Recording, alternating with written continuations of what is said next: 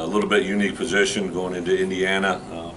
They got a chance to watch us on Saturday, and you know, they've had some turnover on the staff, but the thing that I appreciate about Coach and the way he's done things, he does it his way, and that's why he's had success. And I know they got a tremendous chip on their shoulder to do some good things this year, so we're going to go into a hostile environment. I don't know what the crowd's going to be at, but we're going to prepare for it to be loud and crowded, so we'll put in good diligence of work week. We came out of it, I think, fairly healthy. We have 2 guys that we're still waiting on.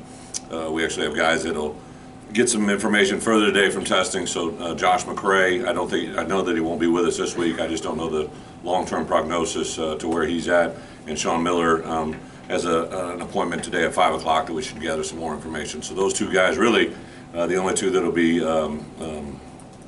out prolonged in the fact that they won't be with us this week. Everybody else got through it pretty clean. Isaiah was just a cramping issue. He was cleared to play to come back in, and we just didn't want to do it at that point. And then really that's it. We had a couple guys do well on both sides. I thought for the number of guys, not, you know, like you take Julian Pearl, right? He had started for us on the right side at guard and tackle. He never started at left tackle.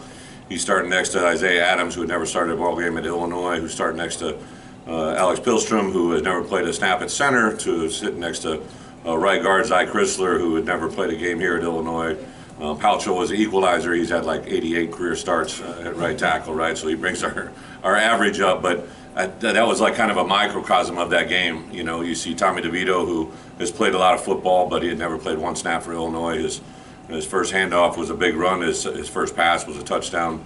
So there's a lot of positives on the offense side of the ball. I thought really on the outside to see the development and improvement of Pat Bryant was probably one of the neatest things for me to witness and watch, but also Hightower, you know, with a couple great catches and just being a good player in a good moment. Isaiah was really being effective. You know, unfortunately, his biggest catches and statistically his biggest numbers were ones that got called back because of penalties. So he had a good day, could have been an exceptional day statistically, but the leadership that he begins with, Isaiah Adams, if I could sum it up in one word, he just amazes me every day.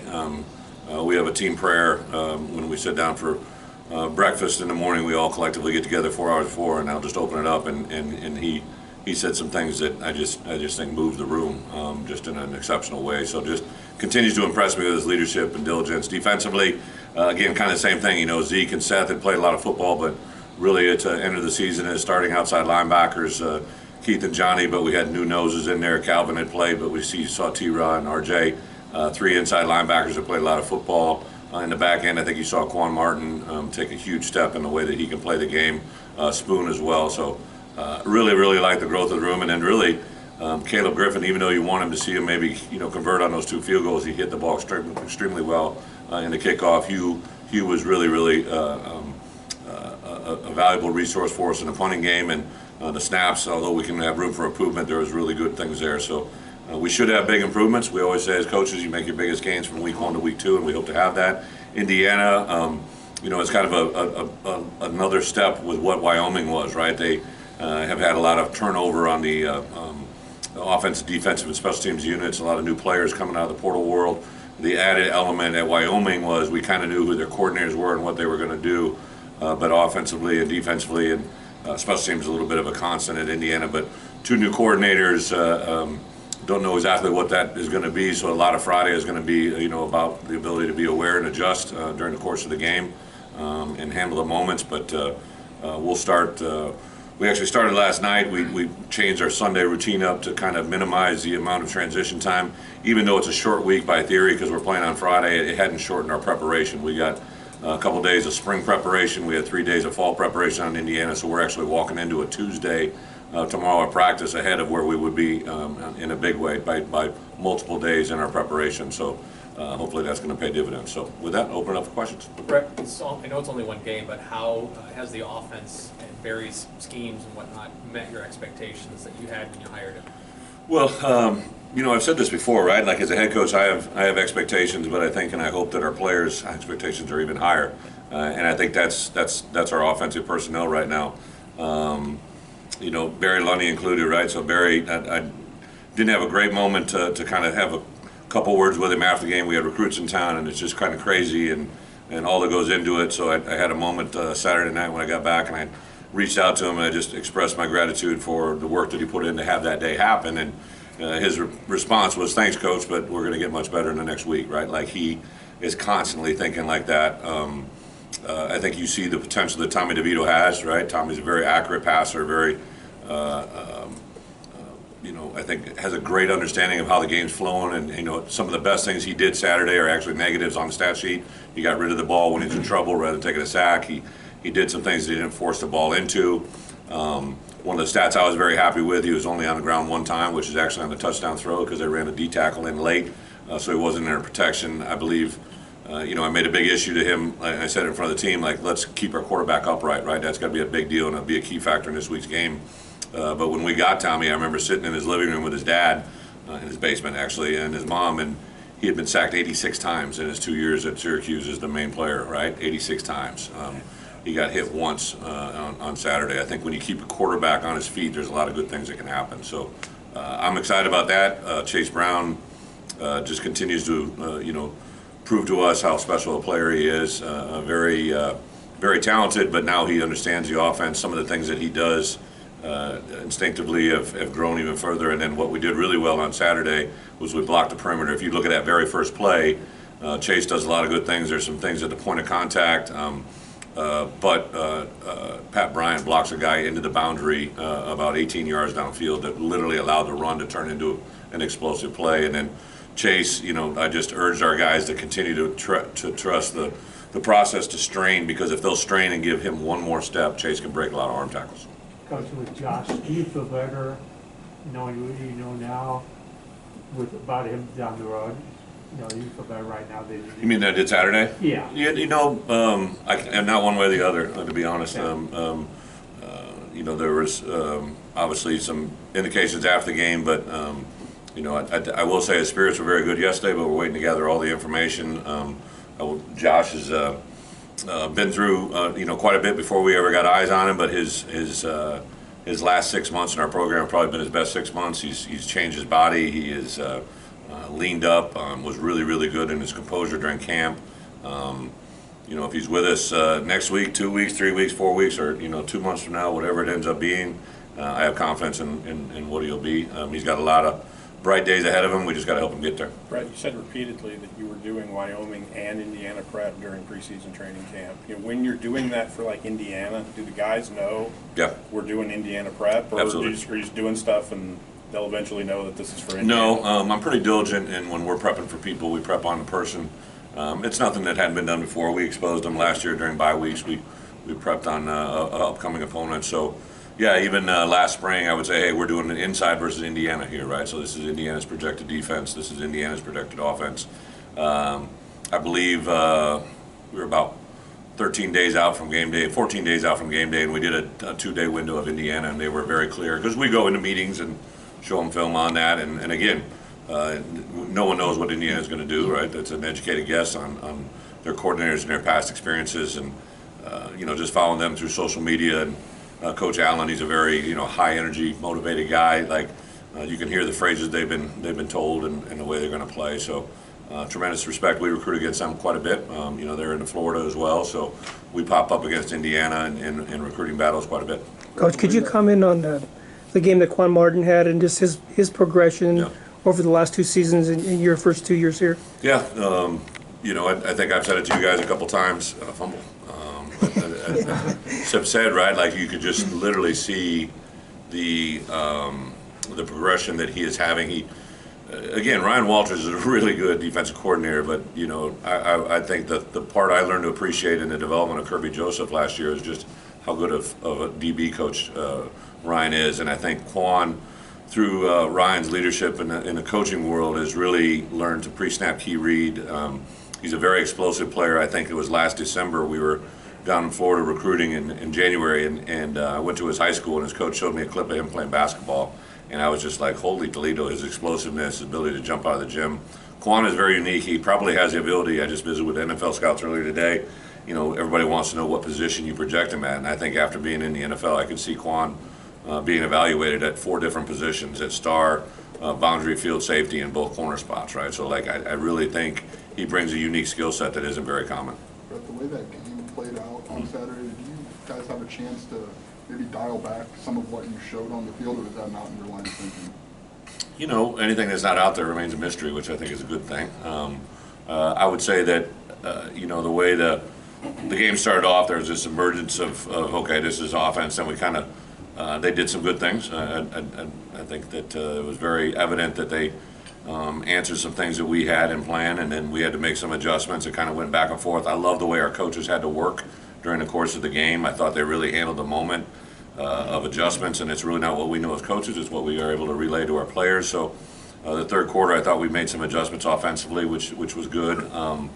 And then defensively, the same thing. They kind of, you know, did some different things we weren't expecting, had anticipated, but didn't know for sure how it was going to play out. So I thought there's a lot of positives to Saturday, the growth during the course of the game. And to me, one of my keys to victory as a head coach, the first key that we had was start fast, finish strong. And to have as many players play in the fourth quarter effectively as they did, that really shows me that they're listening and are buying into the coaching. But what's the benefit? Now, Indiana's seen tape on you, but you have a game. How do you weigh those? Yeah, the two different price tags, right? The first is, there's no doubt in my mind, I learned this as an assistant coach, working with young players. Most young players have the biggest gain of the entire year from game one to game two, just within a week, you know, because they see things for the first time, they understand the pace of play. Gabe Ackus, I promise you, he did a really nice job, but that tempo was coming at him. Well, this week it's an up-tempo team, right? So Wyoming was huddling, now he's got to get ready for that moment. Matt Bailey, a lot of the young players, right? Matt came in and did some stuff. That first INT bounced off his hands. I promise you the next one he probably catches it, right? Like just little things along that guys make big strides. For the value that Indiana has on us, that's a question for them, obviously, but anything that we put out there on film is something they can gain on, right? Like I made this point emphatically to our coaches yesterday, right? Like just like we're preparing a scouting report on Indiana, they're making one on us, right? So any tip, any tell, any significant thing that we show them on film, we can use that as an advantage or a disadvantage to our preparation.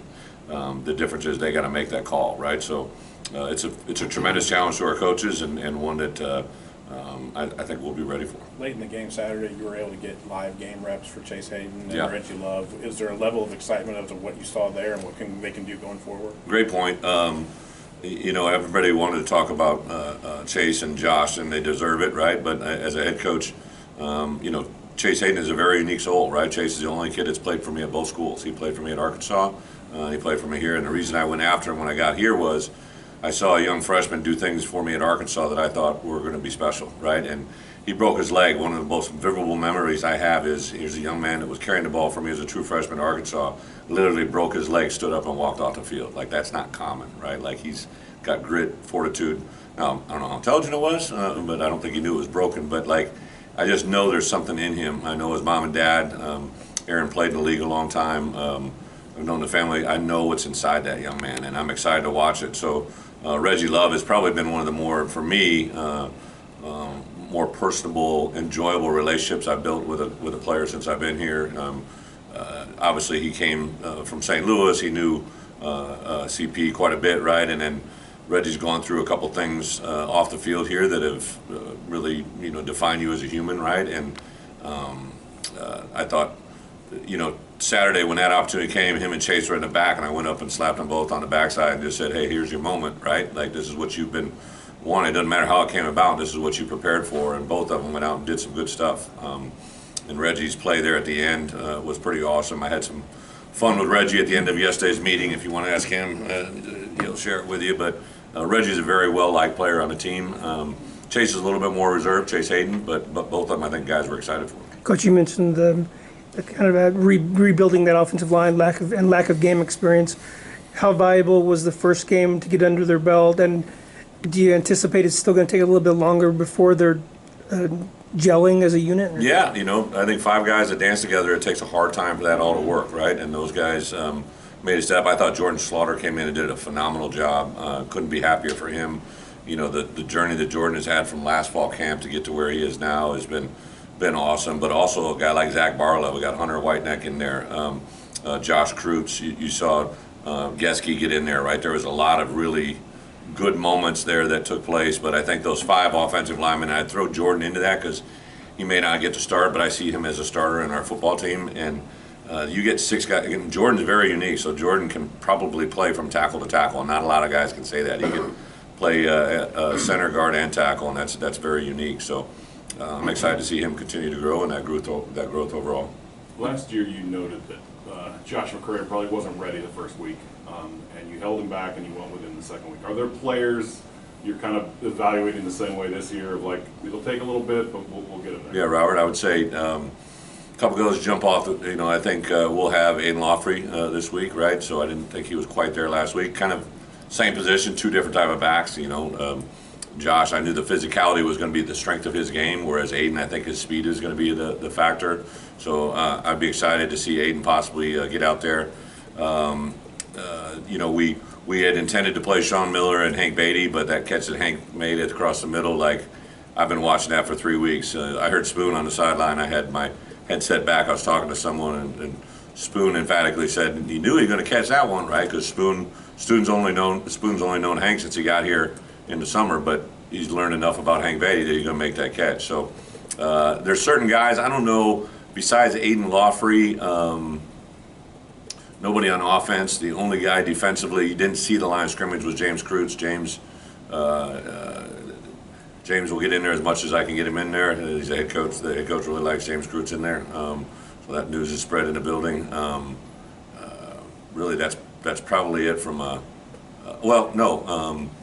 Xavier Scott, I think, will get in line of scrimmage for us this week on special teams and defensively. So I think there are a couple guys, but no one that probably is going to jump out as much, Robert, just because Josh, I knew when he got a game, he was going to hand the ball, so that draws a lot more attention. Do you think you'll keep rotating Chase Hayden, Reggie, maybe Aiden behind Chase Brown, or do you need one of those guys to step into Josh's big? I think any game that I've gone into as a head coach, you need 3. You need 3, and you love a 4th, right? So we went into last week's game, and it was obviously Chase to Josh, and then the dilemma was who goes in next, Chase Hayden or Reggie, and it was situational. If certain things happened, it was going to be Chase Hayden. If certain things happened, it was going to be Reggie Love.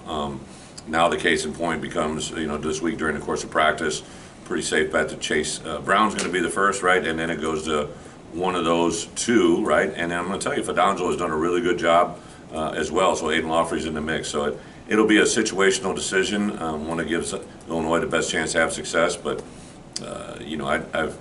I love watching social media on years past in my system or in our program, and I distinctly remember watching, there was a highlight of the Nebraska game, I might even mention last week, right? But the number 1 running back in that game was Monty Ball, who's a good player.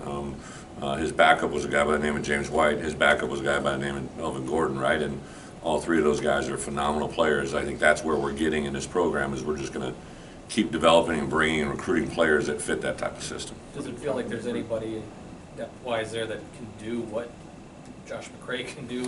No, Josh is kind of a unique animal. He's very physical. He's got speed. He's got burst. Really competitive. I think that there is probably Jordan Anderson esque. I don't know if Jordan's quite there yet, but we're definitely going to give him an opportunity to show us some things this week.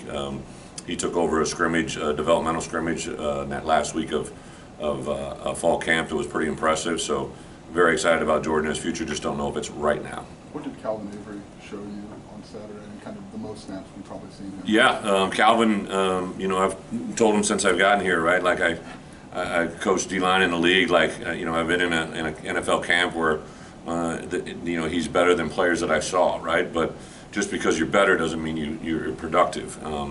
He plays a very critical position for us. He's in the middle of our defense, right? If you play well in the middle, it goes further and it keeps moving further away from the ball, the better you'll have a chance to be overall. So I think if he can be the good him, we got things stepped in the right direction, but we can't have inconsistent. We got to have good, steady production. I'm excited to see him practice this week. And I tell you, T-Raw had a good start to the week for us, as well as RJ. So I feel a lot better about that nose position than I've felt in a while. Coach, we talked to Tommy DeVito in the post game.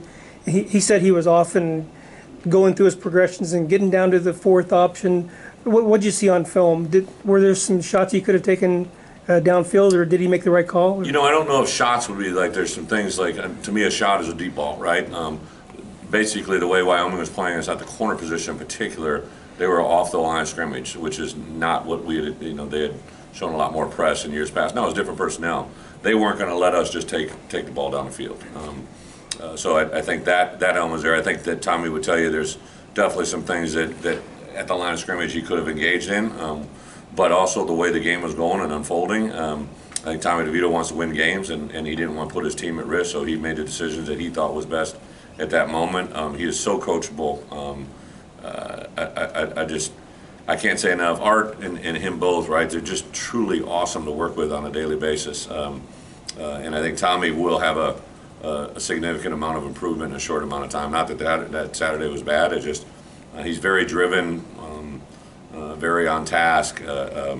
And you combine that, it reminds me, I've said this several times to people, that like I had a quarterback on my past who was a transfer in, and it took him a while to get used to playing the way that we wanted to play. He reverted back to what he had learned at another school, and the more Tommy continues to understand how you play quarterback here at Illinois in our system, I think you could have something really good in a short amount of time.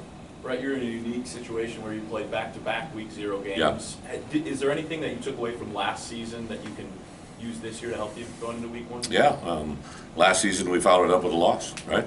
So I'm not going to ignore the obvious, right? Like last year we couldn't put 2 back-to-back weeks together to win games, and that's been a tremendous challenge and calling for us since we got together. To play on the road in a Big Ten environment on a Friday night is everything I think you could dial up as a competitor. I'm excited for that growth. I do like week 0 games. Obviously the AD gets to make the final call, but I would love to play a week 0 game as much as you can because of also having the element of 2 bye weeks. I just think the value of being fresh in today's world of college football, and I know this is only our 2nd year, right? But as we continue to develop our roster until we're a little bit more complete in our depth, I think the health of our roster is as much as important as X's and O's. Coach, you lost some good players from last year's defense, really good players. This year, what you've seen after a game, does it look like this defense could be as good or maybe even better than last year, or is that too early? Yeah, it's probably a little early, but I do like without a doubt, I don't think there's any doubt, Bob, that we feel really good about the guys that were with us from a year ago, how much they're better. I promise you, Johnny Newton is better than Johnny Newton last year. Keith Randolph is better than Keith Randolph. Quan Martin is better than Quan Martin a year ago. Sidney is better than Sidney. It was awesome. Like, I know a lot of you guys know Jay Lehman, so Jay was our guest captain last week, right? And you know, I'd obviously competed against Jay, right, as a player, and then I got here and I got to know him as more than kind of a Big Ten analyst. He's in our community. His daughter and my daughter interact in some dance classes. Like, I think he's about as excited as I am to be there. But it was really cool for me to hear him talk to our team, and he said something at the end that really jumped out to me. He was challenging our guys about being in an opener and, you know, put forth a lot of really good thoughts. And at the end, he said something that I thought really made a lot of sense. He goes, if last year's team played this year's team, who would win? And it just, like, it was a simplistic moment. It gave me an insight on why he was probably such an incredible player, is he thinks very well, right, and talks about the mental aspect of the game. But it literally, for the rest of that night, made my mind think about that, right? And I think, you know, I love last year's team. I love the guys there. It's not any. I do think that this team, you know, overall is, I think, an improvement from a year ago, which is what I stress on a daily basis, right? I don't know how many wins that's going to mean, but like, I do know that our guys understand and appreciate and can do what we ask them to do better than we've ever done it before. And that was reinforced by players. I had several texts from and guys reaching out to me during the course of the week that were former players, some of them in NFL camps, right, that are they've talked to our guys and they know what they've heard and they're excited to watch it. How much credit does Ryan Walters get for where you are defensively right now? Ryan Walters get for doing that? Yeah, how much credit do you Well, me and the AD would tell you get about $500,000 more credit.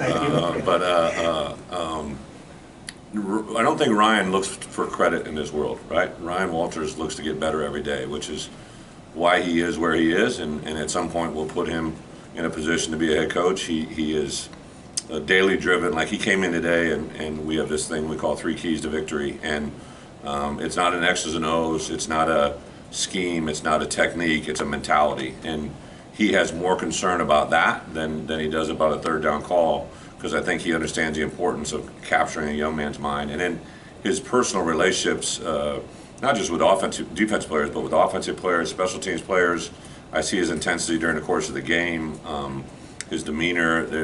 Ryan is a very good football coach beyond a coordinator. He's a tremendous person.